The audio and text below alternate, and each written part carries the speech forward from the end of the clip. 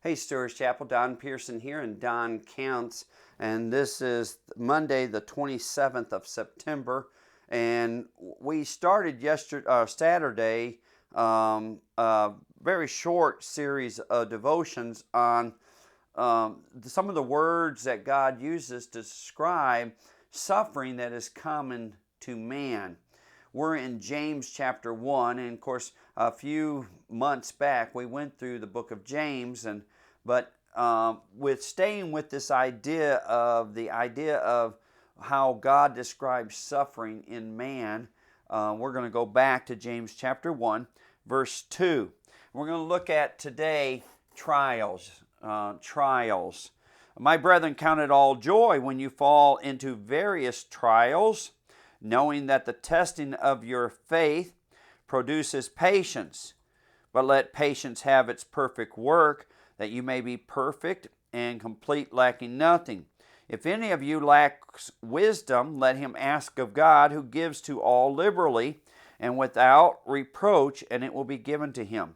But let him ask in faith with no doubting, for he who doubts is like a wave of the sea, driven and tossed by the wind. For let not that man suppose that he will receive anything from the Lord. He is a double-minded man, unstable in all his ways.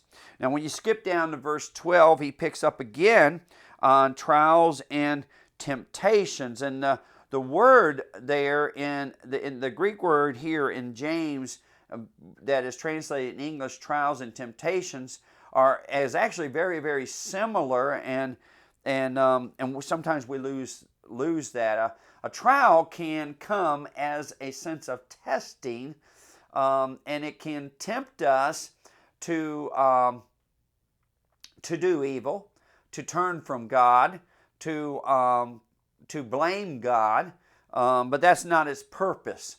The trials that comes into a believer's life are, first of all, they're various. And it even uses that word. They're various. In other words, he doesn't try to identify any of these trials. He just says, count it all joy when various trials come upon you, meaning that there's going to be plenty. You're going to have more than one. It's in plural, and there's going to be a variety of them. Now, trials come, according to James, for completing us or perfecting us. In other words, when God allows a trial to come into a believer's life, he's doing so because there's a greater purpose than the trial that he's trying to achieve. He is trying to perfect us or complete us. That brings us to the fact that these trials, though there's probably various trials that are common in the world, in James 1, he's specifically talking about the trials that comes to the saints or to believers. These are trials that come to us simply because I am Christ.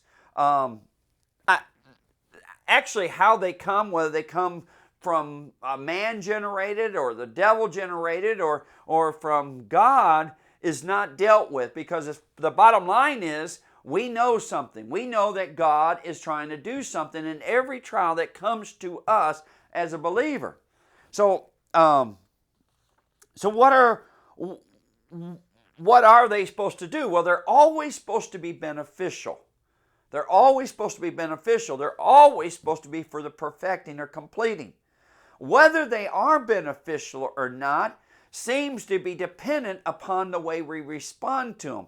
The key word is the word let. In other words, when they come, we're to let it. We're not to fight against it or to resist. We're to let it finish its work. Let it finish its perfect work. The other thing is, we're not to waver. We're not to be tossed to and fro. Our faith needs to remain strong while we're letting.